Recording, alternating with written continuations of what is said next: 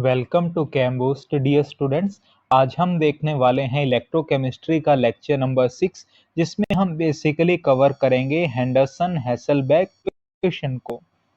क्या करती है ये इक्वेशन? इस इक्वेशन की हेल्प से हम एसिडिक बफर के पीएच को कैलकुलेट करते हैं। किस तरीके से, आइए वो देखिए। देखिए, एसिडिक बफर है, हमने लास्ट लेक्चर में डिस्कस किया था। तो हमारे पास यहाँ पर एक वीक एसिड रहने वाला है और उसका सोल्ट रहने वाला है एक स्ट्रॉन्ग बेस के साथ। क्लियर? अब क्योंकि H एक वीक एसिड है, तो यहाँ पर ये कंप्लीटली आयंस में डिसोशिएट नहीं होगा, तो यहाँ पर इक्विलिब्रियम का साइन है। बी ए सोल्ट है तो कंप्लीटली डिसोशिएट होगा, तो यहाँ पर हमने इक्विलिब्रियम शो नहीं किया, तो यहाँ पर हमें लार्ज अमाउंट में बी प्लस और ए माइनस देखने को मिलेंगे। अब हम क्या करते हैं कि जो लॉ ऑफ केमिकल इक्विलिब्रियम है उसका यूज करते हैं वीक एसिड पर, जिसके अकॉर्डिंग क्या होगा कि जो प्रोडक्ट में स्पीशीज होंगी उनकी कॉन्सेंट्रेशंस को डिवाइड कर देंगे जो रिएक्टेंट में स्पीशीज है। प्रोडक्ट साइड में हमारे पास H प्लस है और A माइनस है, तो यहाँ पर हमने यहाँ पर H प्लस की कॉन्सेंट्रेशन ली और A माइनस की कॉन्सेंट्रेशन। रिएक्टेंट साइड में H है तो डिवाइड कर दिया HA की कॉन्सेंट्रेशन से। Ka यहाँ पर क्या है? यह है डिसोसिएशन कांस्टेंट एसिड का। क्लियर? इसे मान लेंगे आप इक्वेशन नंबर 1। अब यहाँ से मैं H प्लस की कॉन्सेंट्रेशन को निकालना चाहता हूँ, तो HA Ka के साथ मल्टीप्लाई में चला जाएगा और A माइनस चला जाएगा यहाँ पर डिनोमिनेटर में, तो H प्लस मेरे पास आ गया Ka, HA की concentration divided by A minus की कॉन्सेंट्रेशन। इसे मैं मान लूंगा इक्वेशन नंबर 2। आगे देखिए, अब यहाँ पर हम एज्यूम करते हैं कि जो ओरिजिनली हमने एसिड लिया था उसकी जो कॉन्सेंट्रेशन है वो है C1 मोल्स पर लीटर, और जो हमने साल्ट लिया था वीक एसिड का स्ट्रॉन्ग बेस के साथ उसकी कॉन्सेंट्रेशन है C2 moles per litre. Clear? अब यहाँ पर समझने वाली बात है, ध्यान से देखिएगा। देखिए, इधर हमने वीक एसिड लिया। क्लियर? वीक एसिड है तो वो कंप्लीटली आयंस में डिसॉल्व नहीं होगा, यानी H प्लस और A माइनस हमारे पास बहुत कम अमाउंट में मिलेंगे। बी ए सोल्ट है, कंप्लीटली डिसोशिएट हो जा रहा है, तो बी प्लस और ए माइनस हमें लार्ज अमाउंट में मिलेंगे। अब यहाँ पर भी ए माइनस है और यहाँ पर भी ए माइनस है। कॉमन आयन इफेक्ट हमने स्टडी किया था, इसके अकॉर्डिंग जो इक्विलिब्रियम है वो बैकवर्ड डायरेक्शन में शिफ्ट होगा, क्योंकि यहाँ पर ए माइनस की कॉन्सेंट्रेशन बढ़ रही है, यानी प्रोडक्ट साइड में कॉन्सेंट्रेशन बढ़ रही है। तो ली चैटलियर प्रिंसिपल के अकॉर्डिंग ए माइनस की कॉन्सेंट्रेशन कम होगी। वो कब होगी? जब रिएक्शन बैकवर्ड डायरेक्शन में शिफ्ट होगी, इक्विलिब्रियम बैकवर्ड डायरेक्शन में शिफ्ट होगा। तो हम बोल सकते हैं कि एक तो पहले ही वीक एसिड है, ए माइनस यहाँ से कम मिल रहे हैं। कॉमन आयन इफेक्ट की वजह से एच बैकवर्ड शिफ्ट होने के कारण हमारे पास ए माइनस बिल्कुल ही कम हो जाएंगे, यानी बफर सोल्यूशन में जो ए माइनस है हम बोल सकते हैं कि वो बी ए की वजह से ही है। तो जो बी ए की कॉन्सेंट्रेशन होगी वही ए माइनस की कॉन्सेंट्रेशन होगी कि नहीं? एग्री करते हैं इस बात से? क्लियर? ये हो गई पहली बात। दूसरी, अब पहले ही वीक एसिड है, कम डिसोसिएशन होगा। कॉमन आयन इफेक्ट लगने की वजह से इक्विलिब्रियम बैकवर्ड डायरेक्शन में शिफ्ट हो गया, यानी इक्विलिब्रियम पर HA की जो ओरिजिनल कॉन्सेंट्रेशन थी वही रहेगी। ये बात दूसरी हो गई। इन्हीं चीजों का अब हम यूज करने वाले हैं आगे चलकर।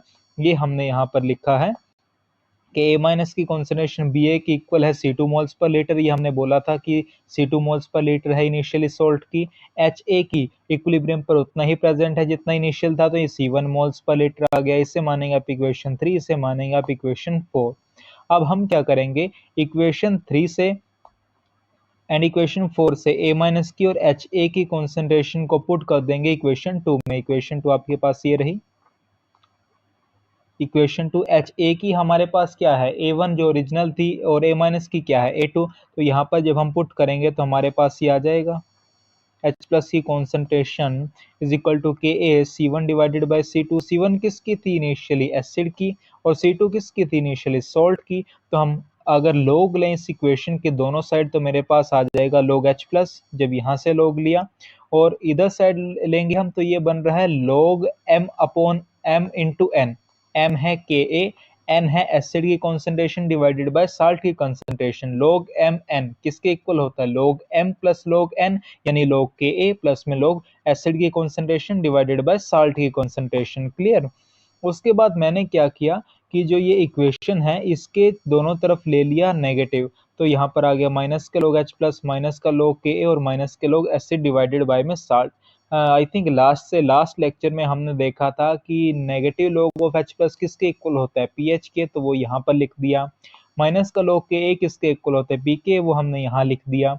अब ये देखिए minus log m upon n है, जैसे minus log x upon n है तो माइनस को मैं इसकी पावर में लिख सकता हूँ, तो ये मैंने लिख दिया, यानी x अपॉन n का इनवर्स हो गया, यानी n अपॉन x हो गया। ठीक इसी तरह यहाँ पर minus log acid by salt है, मैं इसे पावर में ले जाऊंगा तो एसिड बाय साल्ट का इनवर्स हो जाएगा, वो क्या होगा, साल्ट डिवाइडेड बाय एसिड, तो वही आ गया pH is equal to p K plus में log साल्ट डिवाइडेड बाय में एसिड। इसे मान लीजिए इक्वेशन 5। ये जो इक्वेशन है इसे डिराइव किया था हेंडरसन सर ने, जिनके नेम पर ही इसे हेंडरसन इक्वेशन बोला जाता है। ये हो गया हमारे पास कि एसिडिक बफर में हम पीएच की वैल्यू कैसे कैलकुलेट करेंगे। कैसे, अगर हमारे पास डिसोसिएशन कांस्टेंट है एसिड का, सॉल्ट की कंसंट्रेशन एसिड की कंसंट्रेशन है, तो इस इक्वेशन में पुट करेंगे और हमारे पास पीएच की वैल्यू आ जाएगी। या कई बार हो सकता है कि आपको पीएच दे दे एग्जाम में, पीके दे दे, एसिड की कंसंट्रेशन दे दे, तो मान लो साल्ट की पूछ सकता है। मतलब इस इक्वेशन में आपको कुछ इन्फॉर्मेशन देकर कुछ दूसरी इन्फॉर्मेशन पूछी जा सकती है। तो ये बात हो गई एसिडिक बफर की। क्या बेसिक बफर में भी ये है? जी बिल्कुल, ये भी देखिए, अगर मेरे पास बेसिक बफर है तो आपको करना क्या है, आपको कुछ नहीं करना, जो पीएच था वहां पर पीओएच आ जाएगा। फैमिलियर है ना आप इससे, लास्ट से लास्ट लेक्चर में हमने ये सब देखे थे, इनके बीच के रिलेशंस भी देखे थे। और के की जगह आ जाएगा के बी, वहां पर के क्या था, डिसोसिएशन कांस्टेंट एसिड का, यहाँ पर क्या है के बी, डिसोसिएशन कांस्टेंट है बेस का। वहां पर साल्ट डिवाइडेड बाय एसिड था, यहाँ पर साल्ट एसिड की जगह बेस आ गया, तो ये हमारे पास अप्लाई हो जाएगी जब हमें पीओएच कैलकुलेट करना है बेसिक मिक्सचर के केस में। क्लियर। और ये जो चीज है रिलेशन पीएच और पीओएच का, ये तो हम पहले ही देख कर आ चुके हैं कि जो पीएच प्लस पीओएच है वो किसके इक्वल होता है, इनका सम 14 का। क्लियर, 14 के इक्वल ही हमारे पास होता है, ये हमने रिलेशन देखा भी था। तो ये थे डियर हमारे पास हेंडरसन हैसलबैक इक्वेशन। क्लियर, एक बार समराइज कर लेते हैं। बेसिकली हम देख रहे हैं हेंडरसन हैसलबैक इक्वेशन, जिसमें हम पीएच को कैलकुलेट करते हैं एसिडिक बफर की, जिसमें हमने वीक एसिड लिया और उसका सॉल्ट लिया स्ट्रॉन्ग बेस के साथ, जिसे हम एसिडिक बफर बोलते हैं। हमने सबसे पहले वीक एसिड पर लगाया लॉ ऑफ केमिकल इक्विलिब्रियम, यहाँ से H माइनस की कॉन्सेंट्रेशन को हमने फाइंड आउट किया, और उसके बाद हमने जो H माइनस की H प्लस की कॉन्सेंट्रेशन थी निकाली, इसे उठाकर हमने इक्वेशन नंबर नहीं, इसे इक्वेशन नंबर 2 माना। उसके बाद हमने एज्यूम किया कि जो इनिशियली हमने एसिड लिया था उसकी कॉन्सेंट्रेशन C1, और हमारे पास जो इनिशियली साल्ट है उसकी 82 मोल्स पर लीटर। फिर हमने आगे चलकर देखा था कि बी के वजह से ही ए माइनस है, क्योंकि कॉमन आयन इफेक्ट की वजह से इक्विलिब्रियम बैकवर्ड डायरेक्शन में चला जा रहा था, तो इसको हमने initially C2 moles per litre ही बोल दिया। एच इक्विलिब्रियम पर ओरिजिनली ही प्रेजेंट है जितना था, क्योंकि कॉमन आयन इफेक्ट की वजह से इक्विलिब्रियम बैकवर्ड डायरेक्शन में जा रहा है।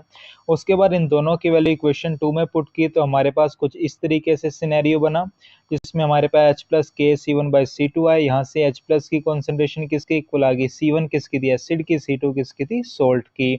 लोगरिथम जब मैंने यहाँ पर लिया इस इक्वेशन के दोनों साइड, तो मेरे पास कुछ इस तरीके का रिलेशन बना।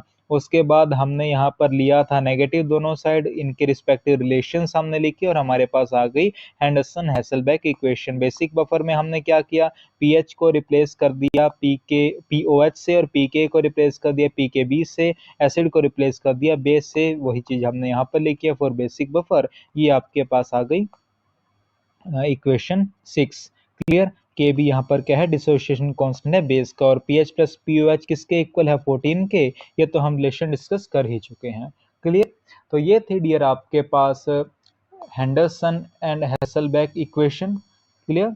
तो अभी इतना ही देखें, तो चलिए till next video, keep learning keep growing.